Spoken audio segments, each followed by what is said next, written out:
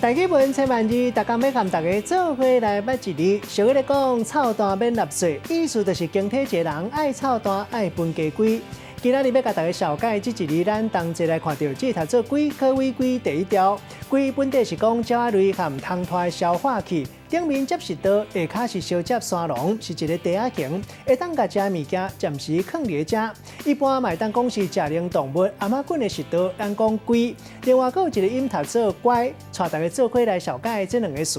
头一个词读做分家规，头前咱讲到家规是鸡的器官，嘛会当讲是碰风话。啊，若是家规啊，意思就是气球。分家规是讲一个人讲话碰风无老实。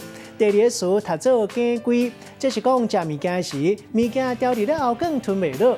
咱用一句话来举例，甲这两个词夹做伙。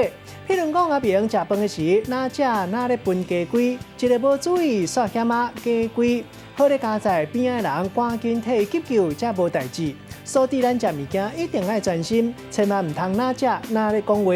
今仔日小解这一字读做龟，另外一个音读做乖，提供予观众朋友来参考。